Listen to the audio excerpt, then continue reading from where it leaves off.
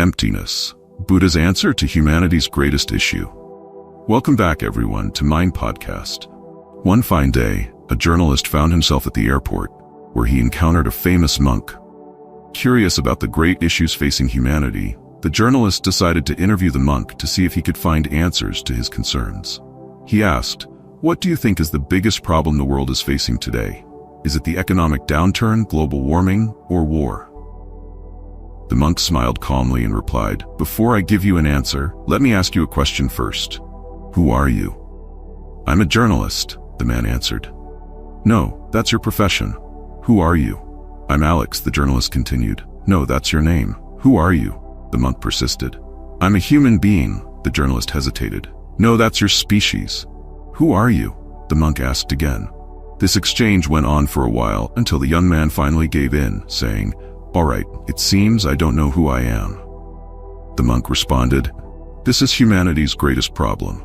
If you were asked, would you be able to answer this question? If not, don't skip this video, as it will help you understand emptiness and non-self, the most fundamental teachings that will bring you closer to Buddhism.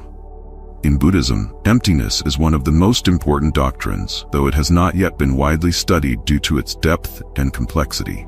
Although the concept of emptiness is familiar in Buddhist literature and has been discussed by figures like Cosmith Suzuki, the artist Untuan, and Thich Thien, it remains one of the most misunderstood teachings.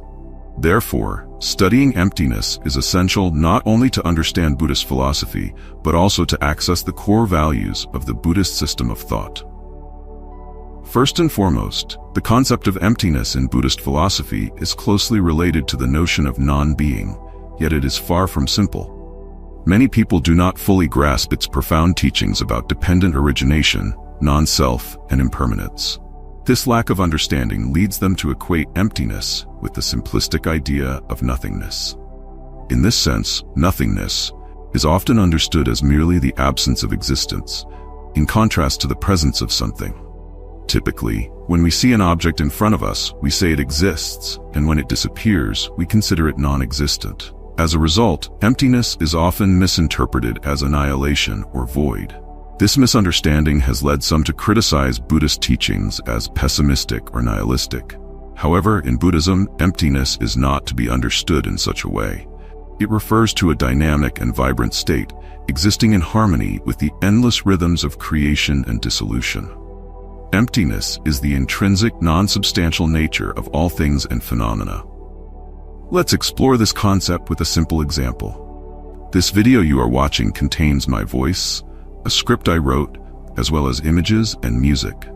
However, this video cannot appear in your experience without the pixels of the screen through which you are watching it, nor without the speakers producing my voice. These components are essential to the video's existence, even though they are not directly visible in it. Moreover, the video cannot exist as part of your experience if your phone or computer is not connected to the internet, or if the people responsible for setting up and maintaining your internet connection had not done so. This video, as a phenomenon you are encountering, also cannot exist without your ears to hear it and your eyes to see it. And these ears and eyes are themselves products of countless causal relationships, including your parents, the evolution of humankind, and even the Big Bang. All these factors serve as causes and conditions that allow this video to become part of your experience. Additionally, the ideas, images, and music in this video were produced by countless people. Shouldn't we also consider these individuals as causes and conditions of this video? Even the historical Buddha himself plays a key role in the existence of this video, and thus we must give him credit too. The list of causes and conditions could go on infinitely, but I will stop here before it becomes overwhelming. As you can see, we cannot fully explain all the causes and conditions that contributed to the existence of this video. What you are experiencing now seems like an isolated phenomenon, a clip that exists only for the unenlightened mind in its daily state.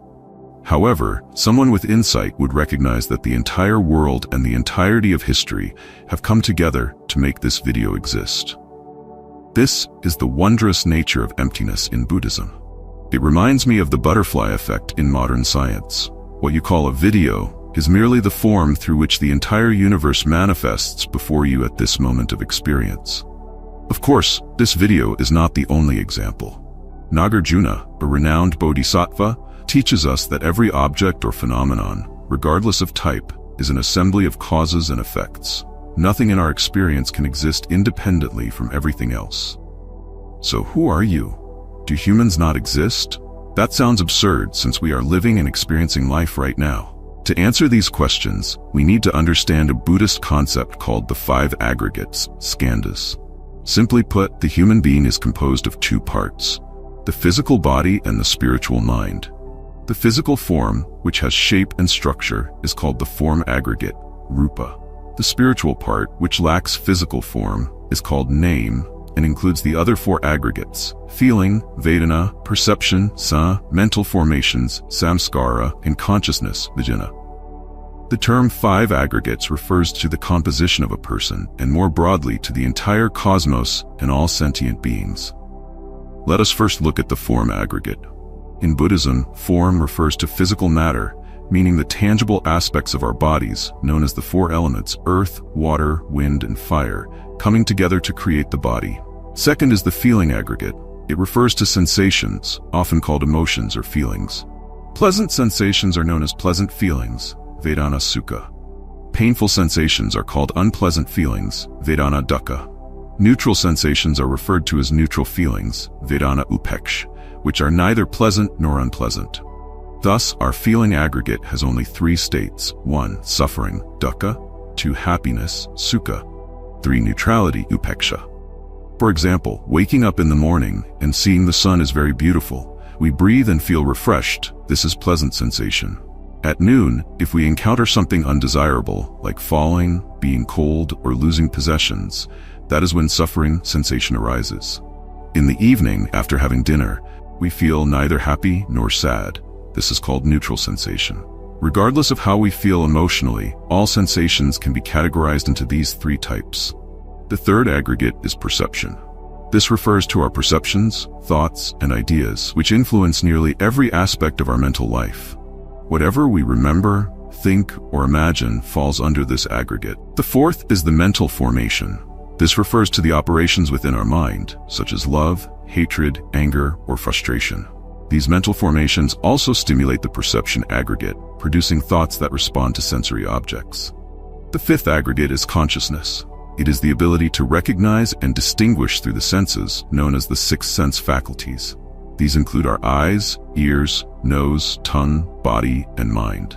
For example, the eyes can distinguish between colors like green, red, purple, yellow, white, or black, as well as between high and low objects. The ears can discern sounds or vibrations at different frequencies. This is called auditory consciousness.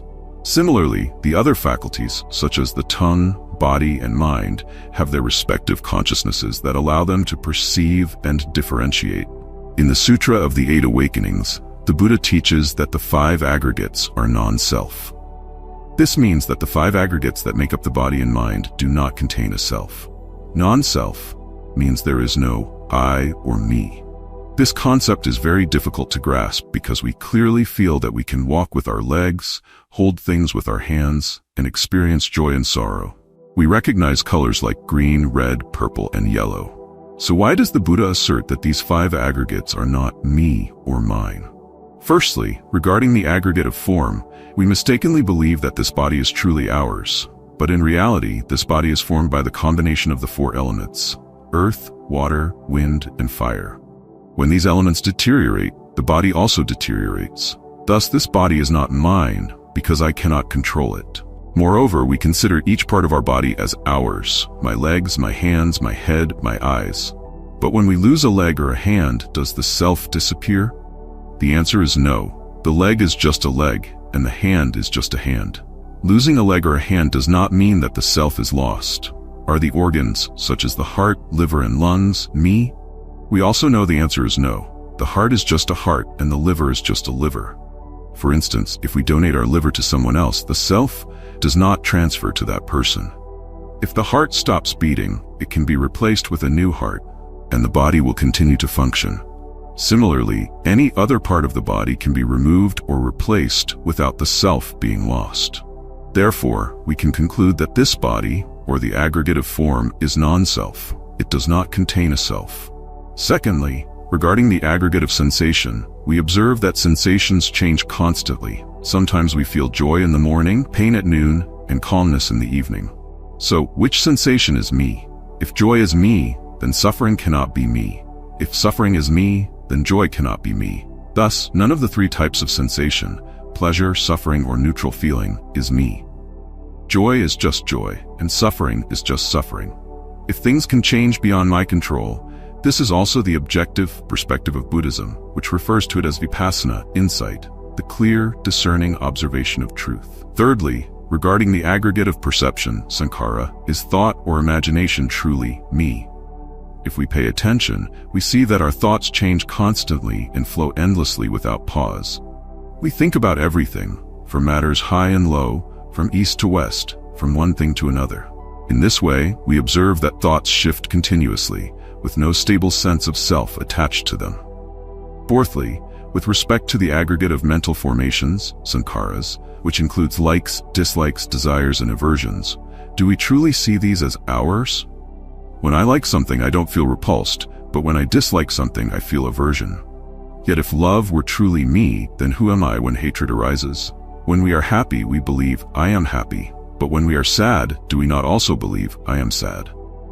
Since mental formations constantly change, they cannot be identified as me. Fifth, in relation to the aggregate of consciousness, vijnana, consciousness refers to our ability to recognize and distinguish things. However, our recognition shifts with different circumstances. In a cheerful situation, we feel joy and excitement, while in conflict, we feel sorrow and distress. Therefore, this awareness cannot be considered me, as I do not have full control over it. Thus, through analyzing the aggregates of form, rupa, sensation, vedana, perception, sankhara, mental formations, sankharas, and consciousness, vijnana, we find no fixed self in any of them. And yet, we have long misunderstood this body and mind to be real. From this misunderstanding, we have created endless suffering for ourselves and others. We are familiar with Sophia, the intelligent robot, who has been programmed with vast amounts of data. She can answer any question asked of her and exhibits a full range of emotions, such as happiness, sadness, anger, and affection. She speaks of love and behaves as if she were human. At such a level of intelligence and responsiveness, we might believe that this robot possesses a soul or an inner self. However, we know for certain that she is merely a machine without any true self within. Similarly, when we observe ourselves, we see that our bodies function like machines. We believe there is a self within our bodies, but when we carefully examine and analyze, we discover that no such self exists. This is the unique insight that Buddhism offers. For so long, we have been living with the illusion of self. However, those who practice the Dharma will clearly realize the truth in what the Buddha taught. There is no self within this body. Understanding the principle of anatta, non-self, that there is no inherent self, brings great benefits. When we grasp the truth of non-self, we will live more peacefully because we no longer cling to the idea of I or mine. We will understand that all the suffering in the world arises from our mistaken belief that this body and mind contain a self. The Buddha, with his profound wisdom, comprehended all phenomena in the universe. He revealed to humanity that both the body and the mind are merely combinations of conditions, subject to the law of impermanence. There is nothing within them that is truly me or mine. We must contemplate and reflect deeply to truly penetrate and understand the truth of non-self in this life. If we wish to progress on the path of Buddhist practice, we must see things as they truly are. There is no self within the body and mind. All suffering is built upon the illusion of self and ego. In reality, we live our lives doing everything for me, yet this me does not truly exist.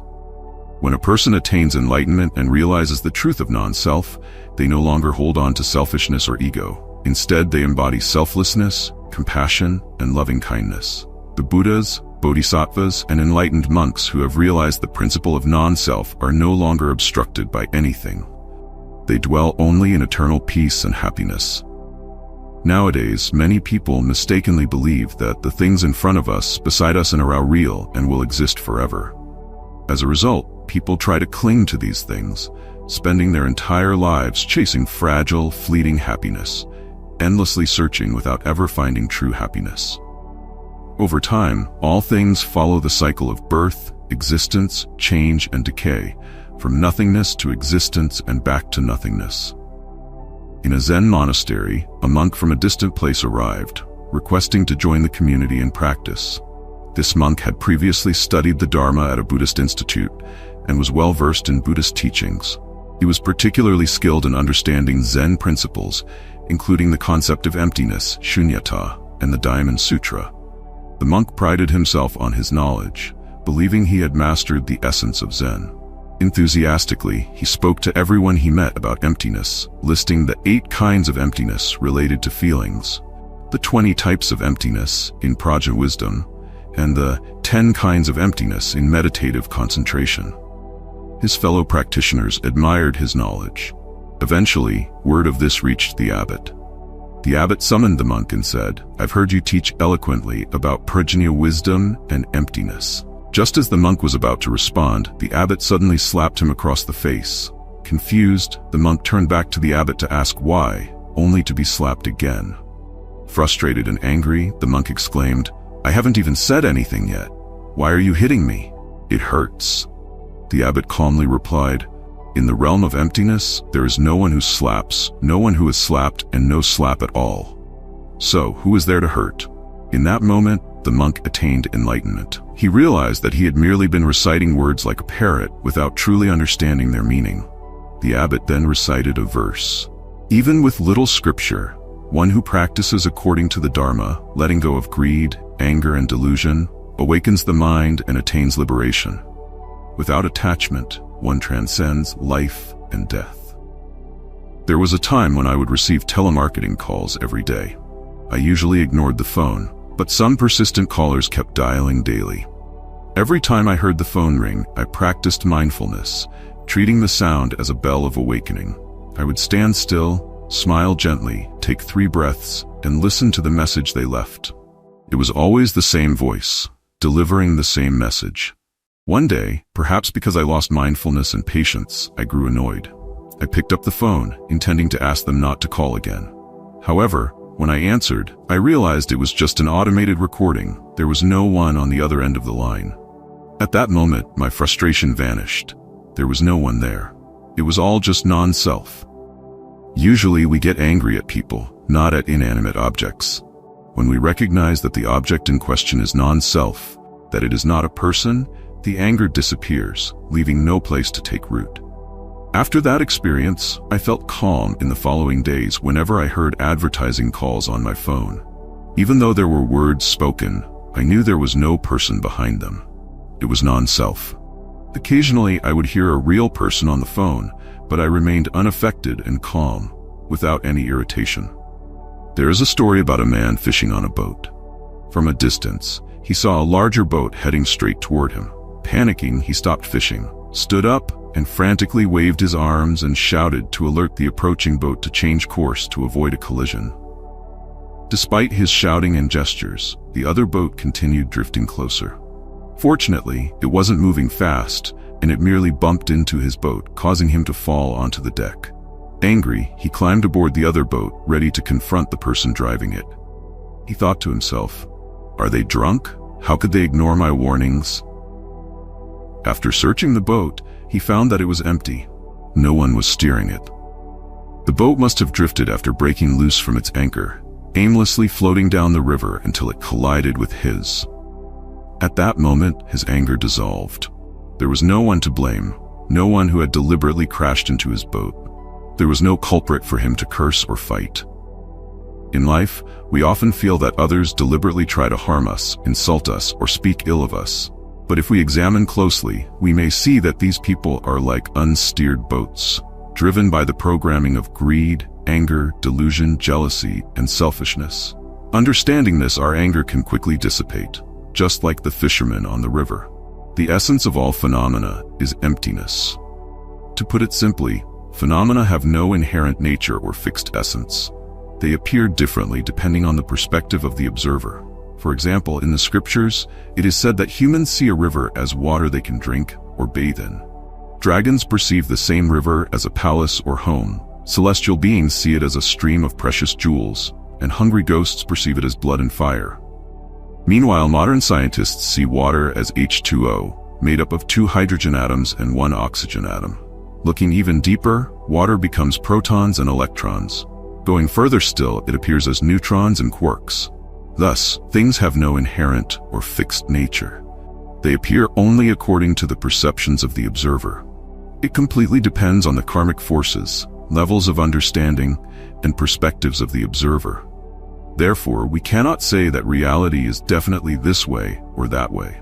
Intellectuals and scientists often pride themselves on believing that science represents the pinnacle of human wisdom, trusting that scientific theories are reliable. However, science constantly evolves over time, and discoveries and theories from the past often become outdated and no longer entirely accurate. So, how can we be certain that today's scientific theories are 100% correct?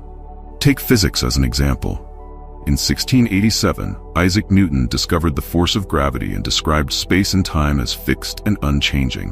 But in 1905, Albert Einstein introduced the theory of relativity, which demonstrated that space and time are only relative, overturning Newton's entire framework.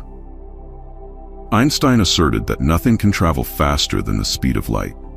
However, today, science speculates that there may be particles that move faster than light, tentatively named tachyons. A true scientist is one who maintains an open mind, welcoming new perspectives and theories rather than rigidly clinging to their own views. Our most severe affliction is attachment to ego and ego-based views. Each of us believes that we are right, that our views are correct. By understanding the concept of emptiness, shunyata, we realize that what we consider right is only relatively viewed from a certain perspective, not absolute. This understanding allows us to be less stubborn and more open to hearing the truths of others. Through this video, I hope you can gain some understanding of emptiness and non-self, anatta, providing you with solid tools on your path of spiritual practice.